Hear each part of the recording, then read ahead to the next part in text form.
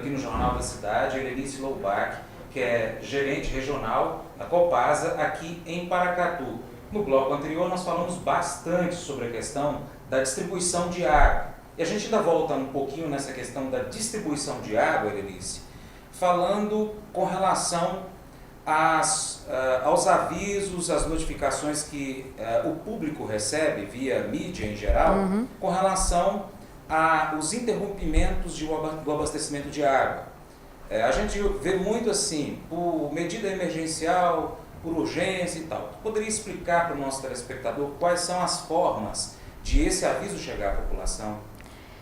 Quando a gente tem, né, Francis, uma parada emergencial, é a pior situação, porque eu só vou avisar que vai acontecer a falta d'água depois que ela, né, às vezes já até atingiu algum bairro, já está tendo algum impacto na cidade, é a hora que eu consigo avisar que eu tive uma paralisação emergencial. Essas são as mais complicadas, né, que realmente a população fica mais prejudicada porque o aviso vem depois. Mas eu quero até aproveitar a oportunidade que nós divulgamos na sexta-feira, e a imprensa local já começou a divulgar, e já fizemos até uma notinha para o WhatsApp também para ajudar, que nós vamos ter uma parada amanhã, que é uma parada programada. Essas a gente avisa com alguns dias de antecedência, né?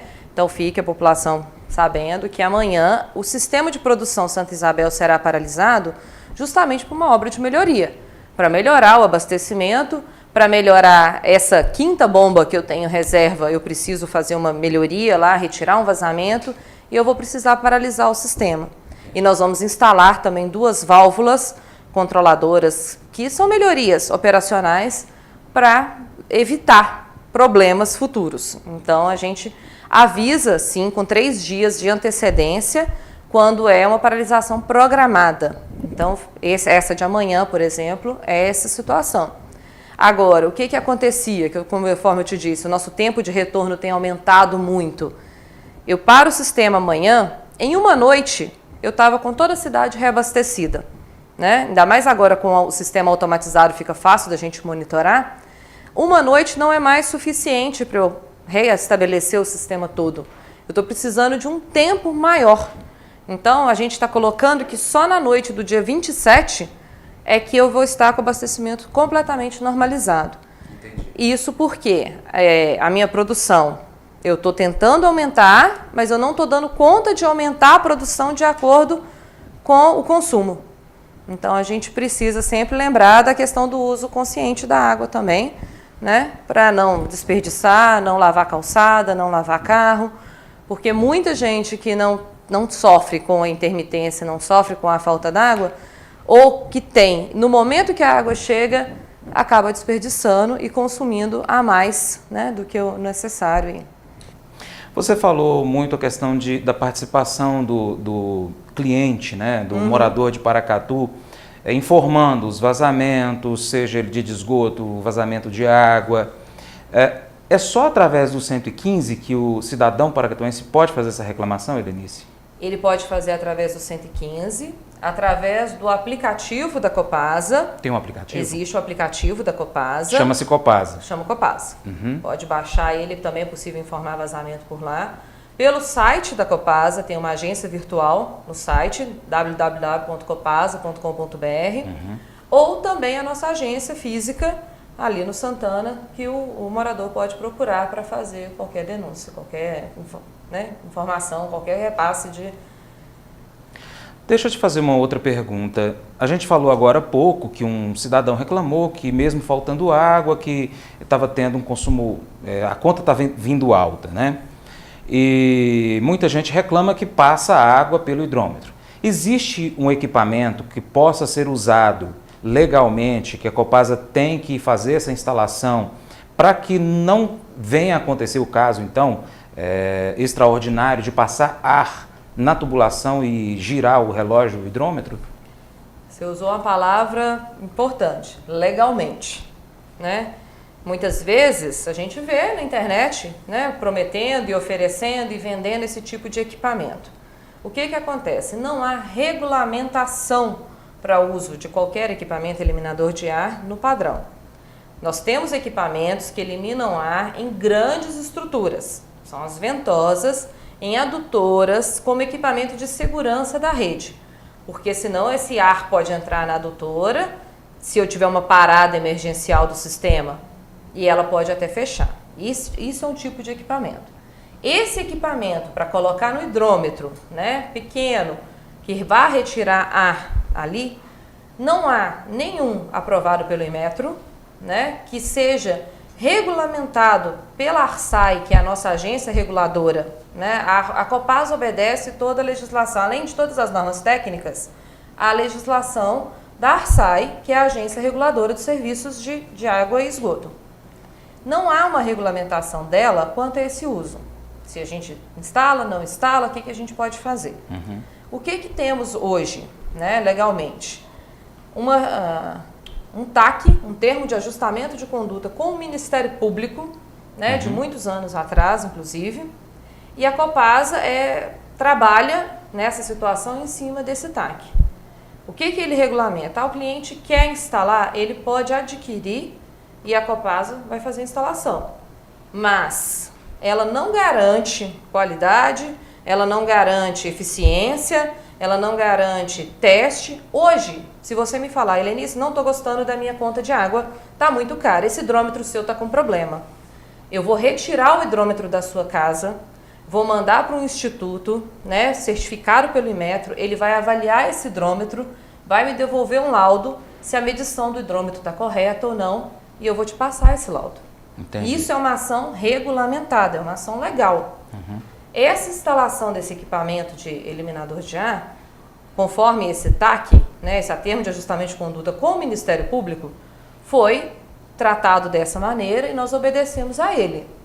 Podemos até instalar, mas não há garantia alguma de eficiência, de qualidade e de que vá funcionar ou não, tá? E esse custo da instalação é por conta do cliente. Tá.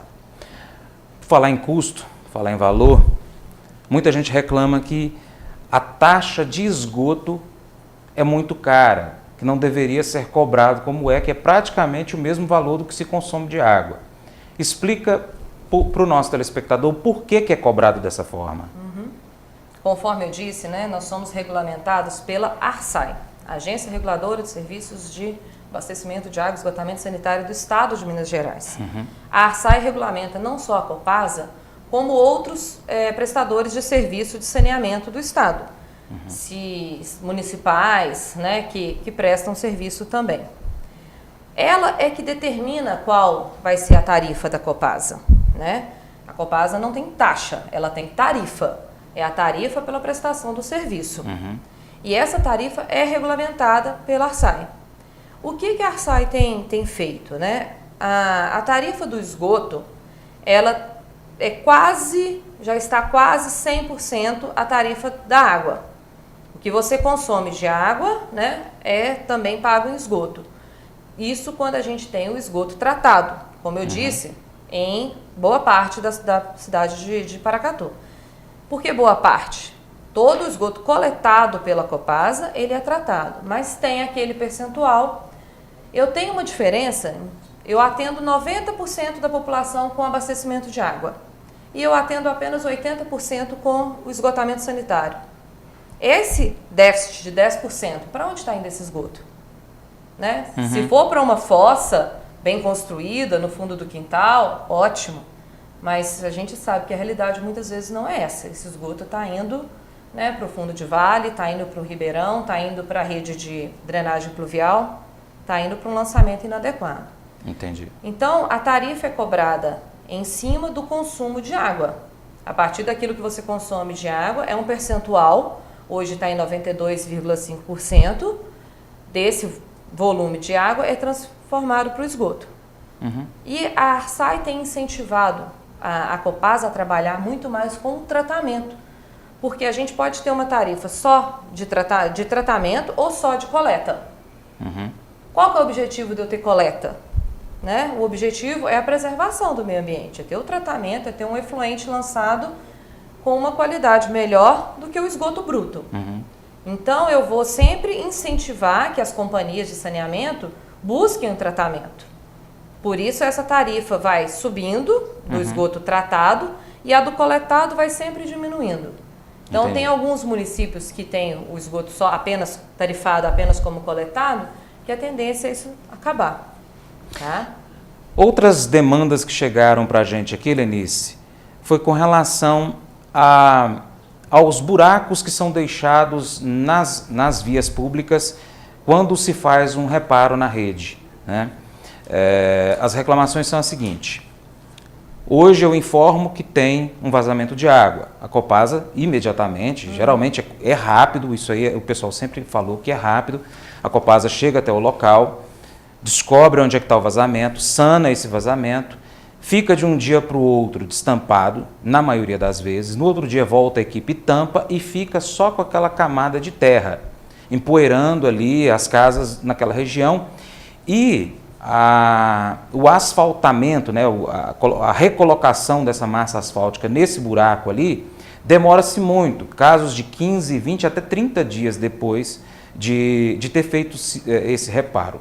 Por qual motivo isso acontece? Realmente, esse prazo tão longo, né, eu preciso, se tiver os endereços para a gente apurar o que aconteceu. Não é normal ter um prazo tão longo para que a recomposição aconteça. A recomposição, tecnicamente, né, a recomposição é passar o asfalto, tampar o buraco definitivamente. Okay. Ela não deve acontecer de imediato porque eu tive um vazamento de água. Muitas vezes esse material que volta para a vala, para o reaterro, ele está molhado. Né? Eu preciso ter secar esse material, ter uma compactação adequada dele, para depois eu fazer o asfalto. Mas isso é coisa de um dia, 2. Né? Não é uma situação de um prazo tão longo. O que tem acontecido, né, principalmente agora final de ano, com o período de chuva, as usinas de asfalto, né, param de trabalhar. E aí a gente tem essa dificuldade, ou a própria Copasa, ou a empreiteira que trabalha para a Copasa, tem essa dificuldade de adquirir a matéria-prima. Nós temos usina agora em Unai e Patos de Minas. Paracatu não tem uma usina de asfalto, né, que produza esse material para a gente fazer a recomposição. Entendi. E aí, quando tem uma chuva, a demanda da usina cai, eles fecham a porta, eles param de trabalhar. E aí a gente fica sem a matéria-prima para poder fazer. O que é feito normalmente é que a gente chama de... faz a base, né? Coloca um pó de pedra, alguma coisa nesse sentido, até vir realmente com o asfalto definitivo. Mesmo agora, nesse final de janeiro, início de fevereiro, que foi que chegou essas demandas para a gente, com esse intervalo aí de aproximadamente 15 dias, na média, o que aconteceu? Porque não estava chovendo tanto assim. Estava chovendo 1, 2 dias, parava talvez até uma semana. Então foi justamente nesse período agora, Lins. O final do ano passado, realmente, a questão da chuva, a gente entende, mas e para agora? A gente tem essa dificuldade, conforme eu disse, com a demanda da usina. Entendi. Se ela para, a gente fica na mão sem material. Eu até tenho o asfalto frio para fazer a recomposição, mas muitas vezes ele não é utilizado porque ele tem uma qualidade um pouco inferior do que o asfalto a quente. Né? Então eu preciso, né, ter essa usina fornecendo a matéria-prima para que a gente faça a recomposição. Entendi. Tá? No caso de... a Copasa fez ali esse remendo e passou-se alguns dias, deu uma chuva e esse remendo saiu. A Copasa ela tem que voltar ali e refazer esse reparo? Sim, a gente volta e refaz. Agora também tem um outro detalhe, né? A gente não tem obra na rua só da Copasa. Tem muita obra também da prefeitura. Tem obra, às vezes, da drenagem pluvial, né, que foi aberto algum buraco e ficou, que não é responsabilidade da Copasa. Por isso que eu sempre peço que o cliente converse com a Copasa. Use, né, o aplicativo, use o site, use a agência física, use o 115, para estar sempre interagindo com a gente. Porque, às vezes, está reclamando daquele buraco, a gente vai falar, ó, não teve manutenção da Copasa aí nesse endereço. A manutenção, às vezes, é da prefeitura. Entendi. Então, a gente precisa fazer esse meio de campo também com as outras instituições que fazem esse tipo de serviço. Helenice, recentemente, Igor concedeu, semana passada, o Igor, que é o secretário de Meio Ambiente, concedeu uma entrevista para o Jornal da Cidade, para a TV Minas Brasil, dizendo da insatisfação da Prefeitura com relação à prestação de serviço da Copasa e que há uma possibilidade de rompimento de contrato, acredito eu que via alguma forma, via Ministério Público. A Copasa tem conhecimento dessa insatisfação do município e dessa possibilidade do rompimento de contrato? O que a cidade ganha e perde com esse rompimento de contrato? A Copasa presta serviço em Paracatu desde 1979.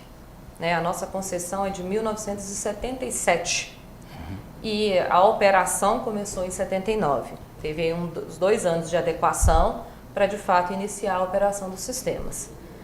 Então, a gente está na cidade há muitos anos. Ao longo de todos esses anos, foram mais de 160 milhões de reais investidos na cidade de Paracatu, com construção de estação de tratamento de esgoto, construção de estação de tratamento de água, construção de rede de água, construção de rede de esgoto e outras unidades, a mais. Todo esse valor, ele sofre uma depreciação ao longo dos anos e tudo, mas a gente tem um capital investido na cidade.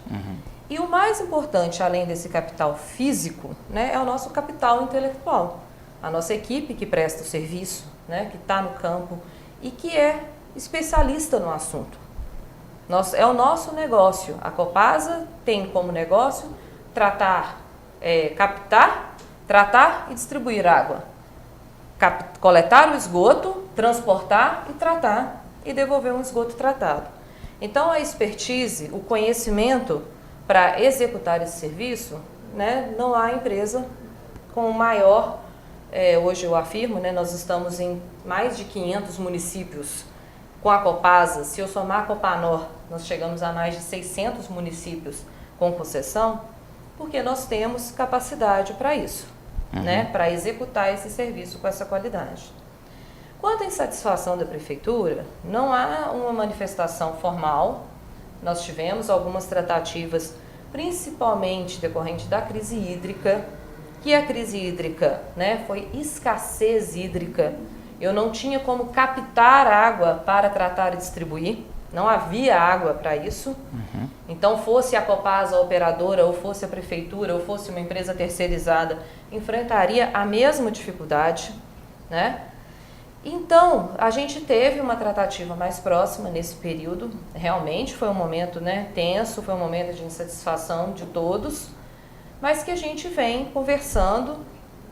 Houve uma notificação extrajudicial que foi respondida à Prefeitura, é o que nós temos de formal. Temos também uma comissão parlamentar de inquérito, a CPI, transcorrendo na Câmara Municipal.